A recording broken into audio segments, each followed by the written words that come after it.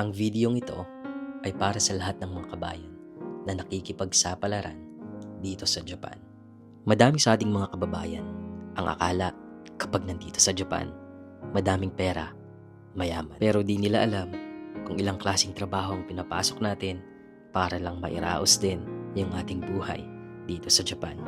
Kaya para magsilbing salamin ng katotohanan, nais naming ibahagi itong aming kwento. Siguro na mga ilang oras to, May, yung linis mo? Mga 4 hours. Tapos ang sahod, magkano yung sahod? Pwede bang i-share? Kapatid, ngayon ay Martes. At pupuntahan natin si Mami Shaira sa isa sa mga part-time na pinapasukan niya. Very convenient nitong part-time na to kasi sobrang lapit lang po nito sa amin. Walking distance lang, as in within 8 minutes lang po itong kanyang part-time job.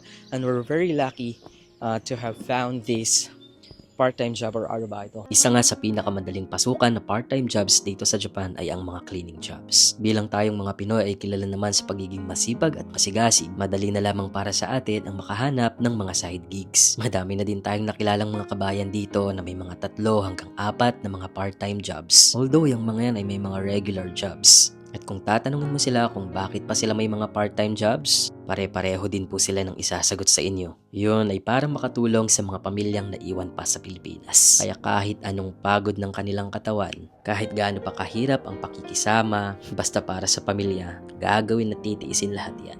Naman basically is lilinisan itong buong lugar. Siyempre may magsistay dito, tapos may make sure niya na walang kalat, lalong-lalo na kung meron ng susunod na mag-rent itong unit. Of the time, ang mga renters natin or tenants ay mga Filipino din, ano? Although meron din daw silang mga clients na ibang lahi. Minsan, tama? Minsan may Middle Easterns, may mga Americans daw. Basic na ginagawa natin kapag tayo ay naglilinis ng ating bahay. Ganon ang gawain ni Mami Shai. Linisan niya tong unit na ito. Mukha lang siyang madali, pero alam ko, katawan at lakas ang puhunan dyan. Ganun kadumi, minsan meron din sigurong hindi ganun kaayos pero manageable naman. Tasks niya, paglilinis nitong buong area ng mga kwarto, including the toilets, no? Ito, ayusin to mamaya ni Mami Shai. Ito yung kanilang toiletries. Hindi naman balahura yung mga nagre-rent eh. Ayan, okay naman yan. Ayan, nakaseparate po yung toilet dito sa may off-row. Ayan. Kita ko sa inyo mga kapatid. And ano pa, Mami? Maglalabas siya, dryer, and papalitan lahat ng mga bed sheets regardless kung nagamit man yan o hindi. Ito po yung isang kwarto, no? Andito yung kanilang mga kama, mga bunk bed, and then andyan yung isa. Pwede pa tong hilain, kapatid. Kapag nasubukan mo na talaga magtrabaho sa abroad, dito mo mas maiintindihan yung ibig sabihin ng mga katagang hindi natin pinupulot ang pera. At andito na nga tayo sa stage of adulting kung saan marirealize mo bawat sentimo mahalaga. Yung linis mo, mga 4 hours, tapos ang sahod, magkano yung sahod? Pwede bang i-share? 5,000. 5,000 yun. So parang 1-2. Tama? Hindi naman talaga 4 hours. Pero hindi naman talaga 4 hours. Kung mabilis ka. Depende kung mabilis ka. Okay. Basta, as long as siguradong nalinis mo lahat.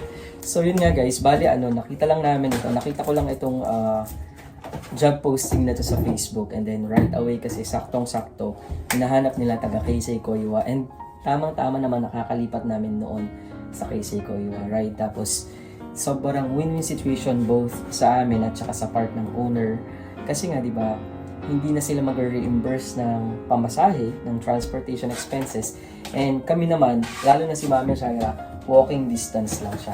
So actually, nandito lang ako ngayon para i-vlog itong kanyang part-time job. Kasi maraming nagtatanong ano ba yung part-time job ni Mami Shaira. Okay, so lalabas na ako. Ito na yung ating basura na itatapon. Yung iba, meron pa itong basura pero si Mami Shaira na daw ang magtatapon. Bye-bye! I can't. I'm holding my, I can't twist it. Please help me. Okay. Ayun guys, so ganun lang ang buhay dito sa Japan. Hanap ka ng pagdidiskartehan mo.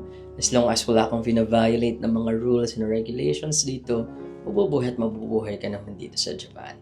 Hindi pwedeng mag-iinarte ka sa trabaho Alam nyo, kung pwede nga lang mag-part-time din ang mga jet participants, magpa-part-time din ako kahit pa cleaning job yan. It's okay, walang kaso sa akin. Hindi ko tatanggihan yung mga ganyang cleaning jobs. And kasi, it is also somehow a fragment of my past. Kasi, I used to be also a cleaner in different houses, ganyan.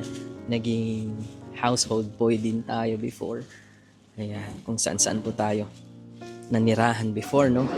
And nag-part-time job din tayo when tayo po ay student pa lamang. Working student tayo noon, kumbaga. So, wala nang kaso sa atin itong mga ganitong klaseng trabaho. Yan, naranasan ko din before na mangamuhan sa mga restaurant. Ayan, naghuhugas ng plato. Even sa mga yung naglilinis, janitor jobs. When I was a student, nag-janitor din ako sa mga restaurants, sa mga bar, ganyan. Kapag summer, lalong-lalo na. So, dito natin itatapon ngayon itong mga plastic bottles, guys. Hindi po madali ang mabuhay dito sa Japan. Nagbabago ang mga batas, tumataas ang mga pilihin, pero alam niyo kung anong mahalaga? Yung lumalaban tayo ng batas. Nakakatulong tayo sa ating pamilya at higit sa lahat, patuloy tayong nananampalataya sa Panginoon na balang araw, aayon din sa atin ng panahon.